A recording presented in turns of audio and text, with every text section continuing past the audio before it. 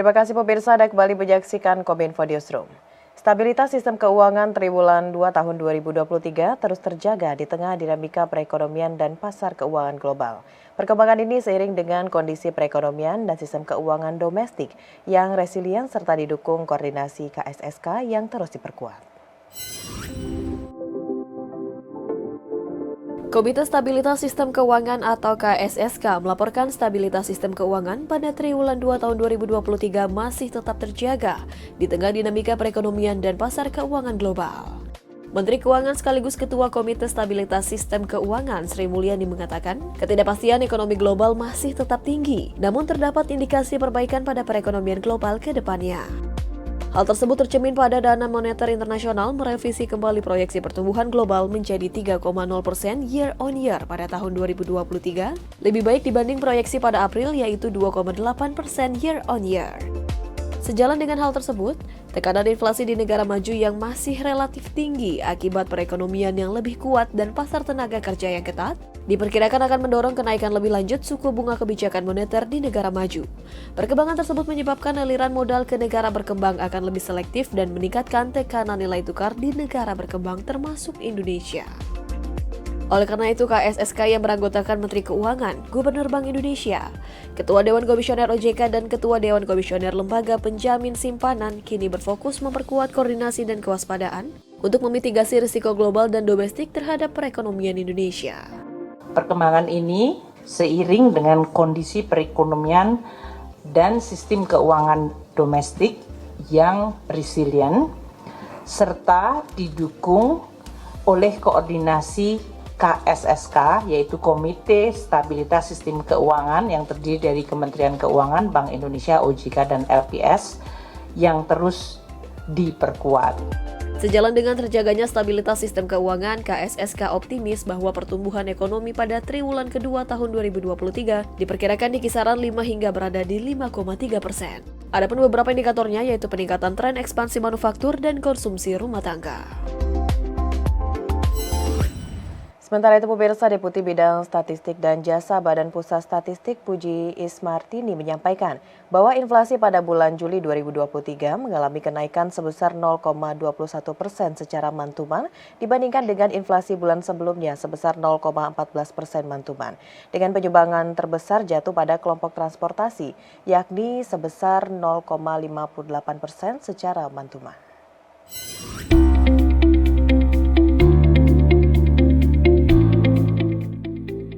BPS melaporkan inflasi Juli 2023 lebih tinggi secara bulanan sebesar 0,21% month-to-month dibandingkan dengan inflasi bulan sebelumnya, yakni pada bulan Juni 2023 sebesar 0,14% secara month-to-month.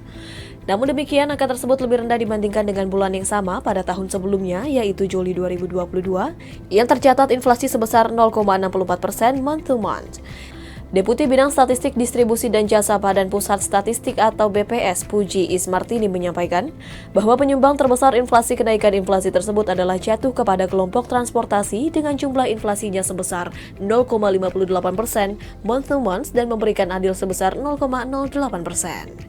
Kemudian diikuti dengan kelompok makanan, minuman, dan tembakau yang menjadi penyumbang terbesar kedua yang mengalami inflasi sebesar 0,22% month-to-month atau memiliki andil 0,06%. Dan penyumbang terbesar ketiga terdapat pada kelompok pendidikan yang mengalami inflasi sebesar 0,66% month-to-month atau memberikan andil 0,04%.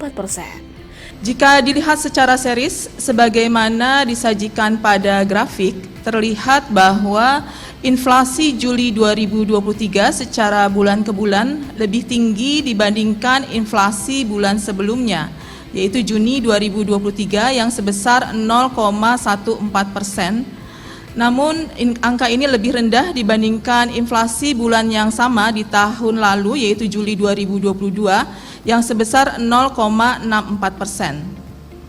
Penyumbang inflasi bulanan terbesar pada Juli 2023 adalah kelompok transportasi dengan inflasi sebesar 0,58% dan andil 0,08%. Lebih lanjut, Puji juga mengungkapkan dari 90 kota sebaran inflasi berdasarkan wilayah, ia mengungkapkan terdapat 77 kota yang mengalami inflasi dengan 46 kota mengalami inflasi di atas inflasi nasional, 31 kota di bawah inflasi nasional dan 13 kota lainnya mengalami deflasi. Dengan wilayah yang mengalami inflasi tertinggi terdapat di Kota Manokwari, Provinsi Papua Barat yang tercatat sebesar 1,43% month to month, diikuti oleh Kota Gunung Sitoli, Sumatera Utara, lalu Kota Luwuk, Sulawesi Tengah dan tercatat sebesar 0,73%. Sedangkan untuk wilayah dengan deflasi terdalam yaitu Kota Tual, Provinsi Maluku sebesar 0,50% month to month, diikuti Kota Sumeneb, Provinsi Jawa Timur dan Kota Parepare, Sulawesi Selatan yang masing-masing tercatat deflasi sebesar 0,08% month to month. Direktur Utama PT Pertamina Persero, Nike Widiatwati, mengimbau masyarakat untuk tidak panik buying saat membeli LPG subsidi 3 kg. Mengingat langkanya ketersediaan LPG subsidi 3 kg tersebut, PT Pertamina pun berkomitmen untuk memastikan pasokan LPG aman bagi masyarakat dengan bekerja sama dengan pemerintah setempat di seluruh Indonesia. Pertamina terus berkomitmen untuk memastikan ketersediaan pasokan distribusi LPG subsidi 3 kg dapat terpenuhi dengan baik bagi masyarakat di seluruh Indonesia. Berdasarkan data langsung dari Pertamina Integrated Enterprise Data and Command Center Geraha Pertamina Jakarta, Direktur Utama PT Pertamina Persero Nike Widiatwati mengungkapkan bahwa stok dan suplai LPG di seluruh wilayah Indonesia dalam keadaan aman. Namun, ada beberapa daerah yang distribusinya perlu ditingkatkan lagi dalam segi pengawasannya. Nike pun menekankan perlunya kerjasama dan koordinasi lebih lanjut bersama pemerintah setempat untuk memastikan pasokan LPG aman dan mengimbau kepada masyarakat untuk tidak panik buying saat membeli LPG subsidi 3 kg. Lebih lanjut, Nike juga meminta kepada masyarakat untuk melaporkan apabila terjadi kendala, penyelewengan, kelangkaan hingga harga LPG yang tidak sesuai dengan ketentuan pemerintah, yakni melalui call center Pertamina di 135. Yang ingin saya sampaikan kepada masyarakat, ini LPG subsidi. Jadi jelas yang berhak mendapatkannya itu adalah untuk yang masyarakat kurang mampu. Oleh karena itu, jika masyarakat melihat adanya penyalahgunaan, adanya penyelewengan dari LPG subsidi ini, mohon juga partisipasinya untuk menginformasikan kepada kami melalui call center 135. Saya ucapkan terima kasih kepada masyarakat, jadi tidak perlu ada panic buying karena supply ini cukup. Beralih ke informasi lainnya, pemirsa, Menteri Pariwisata dan Ekonomi Kreatif Sandiaga Uno menyampaikan bahwa pemerintah memutuskan akan melakukan evaluasi selama 1 bulan ke depan terhadap kebijakan bebas visa kunjungan untuk 159 negara. Menparekraf mengungkapkan bahwa pemerintah akan mengevaluasi pembelian bebas visa kunjungan masuk berdasarkan 3 hal, yakni timbal balik, kemanfaatan, dan keamanan. Sementara kebijakan Golden Visa hingga saat ini masih dalam tahap finalisasi.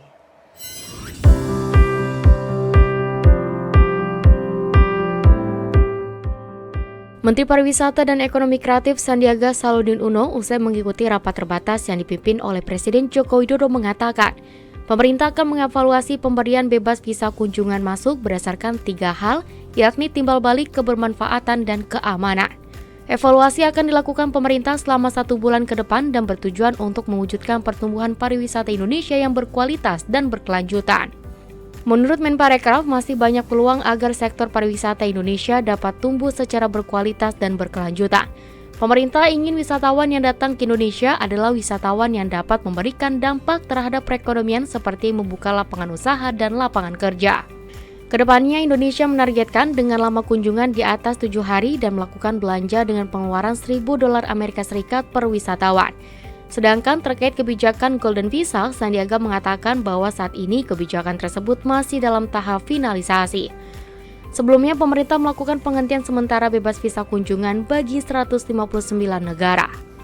Atas arahan Bapak Presiden, dalam 1 bulan ke depan, 1-2 bulan ke depan, dulu kita ada bebas visa kunjungan untuk 159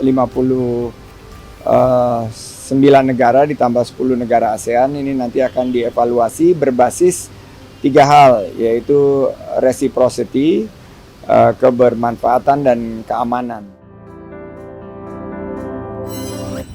Pemirsa, usai jeda Kominfo Newsroom akan mengulas informasi mengenai sistem pembiayaan UMKM sesaat lagi.